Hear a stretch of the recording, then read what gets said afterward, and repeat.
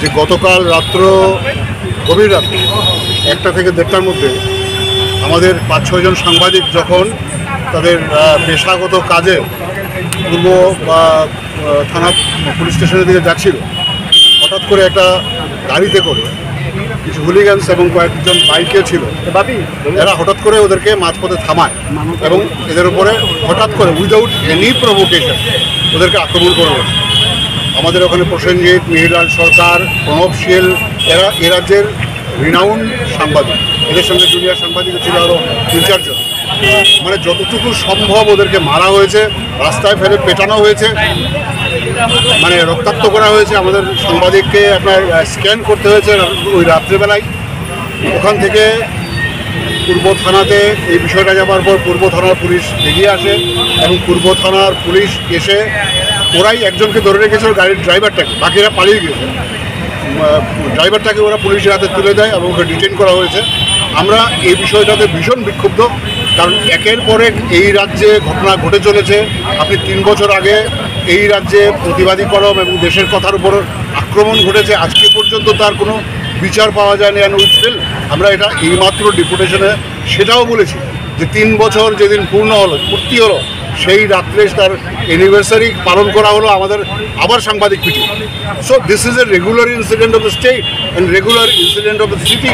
তো এটার বিরুদ্ধে আমরা সমস্ত এডিটররা এবং সমস্ত জার্নালিস্টরা একত্রিত হয়েছে। আমরা আমাদের ডিজি ইন্টেলিজেন্স অনুরাগ ধানকর সাহেবের কাছে সময় চেয়ে উনি সময় দিয়েছেন। আমরা এতক্ষণ ওনার সঙ্গে কথা বলেছি, আমরা সমস্ত বিষয়টা তুলে ধরেছি। বাই দিস টাইম উনি জানিয়েছেন যে গতকাল রাত্রে যে 3 জন কালপ্রিট আমাদের যুব মোর্চার নাম নিয়ে আমাদের এই সাংবাদিকদের উপর আক্রমণ করেছে, রক্তাক্ত করেছে, পিটিয়েছে, অপমানিত করেছে, ক্যামেরা ভেঙেছে, মোবাইল ভেঙেছে, তাদেরকে গ্রেপ্তার করা হয়েছে। 3 জনকে ইতিমধ্যে গ্রেপ্তার করা হয়েছে এবং বাকিদের সার্চ করছে পুলিশ এবং ইমিডিয়েটলি ব্যবস্থা করবে। আমরা বলেছি 48 ঘন্টার মধ্যে যদি পুলিশ তার সর্বোচ্চ ব্যবস্থা এই সমস্ত ক্রিমিনালের বিরুদ্ধে না নেয়, তাহলে আমরা রাজ্য জুড়ে আবার আন্দোলনে নামব।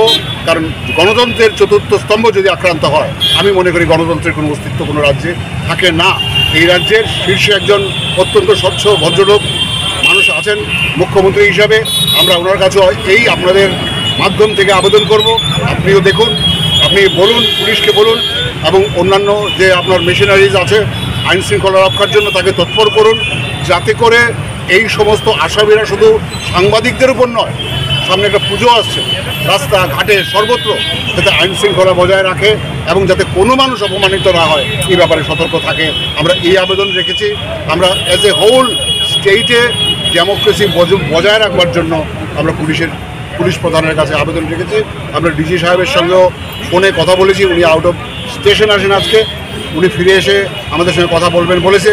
এই প্রসঙ্গে আমরা মুখ্যমন্ত্রী মহাশয়ের কাছেও আমরা এই আবেদন নিয়ে যাব এবং কথা বলবো। এটা আবেদন না বলবো না, এটা বলবো আমাদের দাবি। কারণ একের পর এক সাংবাদিক লাঞ্ছিত হচ্ছে, একের পর এক সাংবাদিক অপমানিত হচ্ছে এবং তার বিরুদ্ধে কোনো ব্যবস্থা নেই।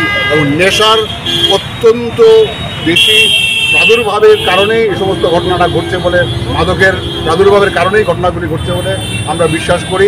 সমূলে উৎপাদিত করবার জন্য আমরা অনুরোধ রেখে এসেছি। এখানে সব সিনিয়র সাংবাদিকরা ছিল, সিনিয়র এডিটররা ছিল, উনি আমাদের এশিওর করেছেন। আমরা আবার বসবো, এই ওনার থেকে সিদ্ধান্ত নিলাম, আমরা ওনার মতামত জানলাম এবং শুনতে পেয়েছি 3 জন অ্যারেস্ট হয়েছে। এরপর আমরা বসে তারপর আমরা পরবর্তী সিদ্ধান্ত নেব। যদি প্রয়োজন হয় আমরা রাজ্যব্যাপী আন্দোলন করবো এর বিরুদ্ধে।